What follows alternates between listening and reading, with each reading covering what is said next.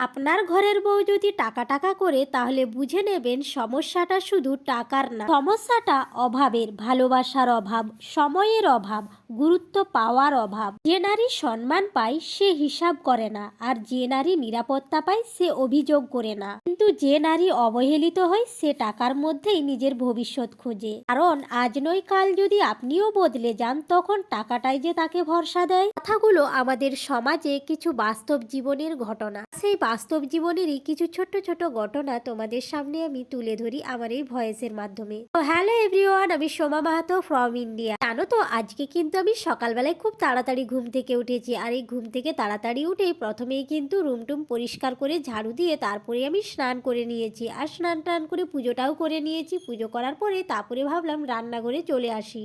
আর হ্যাঁ, এই যে চালটা ছেড়ে দিচ্ছি, এই চাল ছাড়ার আগে কিন্তু আমি 3 ঘন্টা আগে চালটা ভিজিয়ে রেখেছিলাম, জানো তো। তাহলে কিন্তু খুব তাড়াতাড়ি ভাতটা হয়ে যায়, বেশি কিন্তু গ্যাসটা খরচা হয় না। আর রান্না করার আগে কিন্তু আমি প্রথমেই রান্নাঘরটা ভালো করে পরিষ্কার করে নিলাম, কারণ পরিষ্কার না করলে না আমার ভালো লাগে না। ভালো করে পরিষ্কার করে পরিপাটি করে নিয়েছি। এদিকে তো ভাতটা হয়ে যাচ্ছে, আর রান্না কি করব, মানে সবজি রান্না। এদিকে দেখো বেগুন আছে, আলু আছে, আর এইদিকে দেখো শুকনো আমাদের দাদাভাই জানি না কোথা থেকে যে শুকনো মাছ নিয়ে এসেছে। আমার কিন্তু একদম ভালো লাগে না এই শুকা মাছ খেতে। তোমাদের কেমন লাগে অবশ্যই কিন্তু জানিও। তোমাদের দাদা ভাইয়ের ভালো লাগে তাই সে নিয়ে এসেছে, কিন্তু সে যেহেতু পছন্দ করে আমাকে তো রান্না করে দিতেই হবে। আগে কিন্তু আমি কোনোদিনই শুকো মাছ রান্না করিনি, এই প্রথম রান্না করব। তার জন্যই দেখো আমি তো জানি না। এই ফেসবুকে একটা দিদি ভাইকে দেখেছিলাম শুকো মাছ রান্না করতে, গরম জলে ভিজিয়ে চটকে ধুয়ে নিয়েছিল। তার জন্য কিন্তু আমিও দেখো কড়াইয়ে গরম জল বসিয়ে দিয়েছি, আর এগুলো গরম জলে ভিজিয়ে রাখবো। তারপরে কিছুক্ষণ ভেজানোর পর আমি এগুলো চটকে নেবো বলতে ভালো করে কিন্তু চটকে চটকে ধুয়ে নেবো আর কি। তারপরে দেখো এদিকে কড়াইয়ে কিন্তু শুকো মাছ আমি ভাজতেও দিয়ে দিচ্ছি, আর ভাজা ভাজা হয়ে গেছে।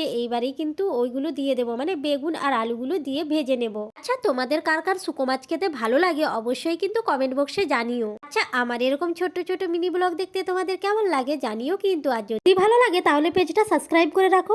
এরকম ছোট্ট ছোট মিনি ব্লগ তোমরা আবার দেখতে পাবে, আর তোমাদের জন্য কিন্তু আবার বানাবো। সত্যি কথা কি জানো তো, তোমরা যদি সাপোর্ট করো না তোমাদের জন্য মনে হয় রোজ ভিডিও বানাই, জানো তো। না হলে কিন্তু ভিডিও বানার এনার্জি থাকে না। তোমরা যদি ভালোবাসা দাও বা তোমাদের কমেন্টগুলো পড়েই কিন্তু আমার ভালো লাগে এরকম ছোট্ট ছোট্ট ভিডিও বানাতে। পরেই দেখো এদিকে কিন্তু আমি হামাদিস্তাতে অল্প একটু মশলা বেটে নিচ্ছি। মশলার মধ্যে কি দেবো জানো তো, একদম অল্প আদা দেবো আর 2 ফোঁট মাত্র রসুন দেবো। কারণ রসুন আমি খুব একটা বেশি তরকারিতে ব্যবহার করি না, মানে মাছ আর মাংস বাদ দিয়ে, মানে সবজিতে বেশি ব্যবহার করি না। শুধু আদাটা জিরাটা এই দিয়েই রান্না করার চেষ্টা করি। এদিকে তো আমার আদা বাটা হয়ে গেছে, আর এইদিকে দেখো এটাও কিন্তু ভাজা হয়ে যাচ্ছে সবজিটা। তো ভাজা ভাজা হয়ে এসেছে, তারপরেই কিন্তু দেখো এদিকে কিন্তু আদা বাটাটা আমি দিয়ে দেবো।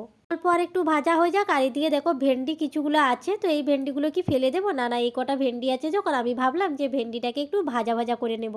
কারণ ভেন্ডি ভাজা তোমাদের দাদাভাইয়ের ভীষণ ভালো লাগে, আমার তো খুব একটা ভালো লাগে না। ওই রান্নাটা বা ভেন্ডির টকটাই ভালো লাগে, কিন্তু ভাজাটা অতটাও ভালো লাগে না। এদিকে দেখো আদা বাটাটা দিয়ে দিয়েছি। এবারে কিন্তু খুব একটা বেশি মশলা দেবো না, অল্প একটু জিরা বাটা দেবো, আর হলুদ গুঁড়ো দেবো, আর লঙ্কা গুঁড়ো দেবো। তাহলেই কিন্তু আমার হয়ে যাবে ভাজা ভাজা করে, আর জলটা দিয়ে দেবো। তাহলেই কিন্তু আমার রান্না কমপ্লিট। আমি তো এরকমই রান্না করি, তোমরা কিরকম রান্না করো অবশ্যই কিন্তু জানিও। যদি ভিডিওটা ভালো লেগে থাকে তাহলে লাইক কমেন্ট শেয়ার করে দিও।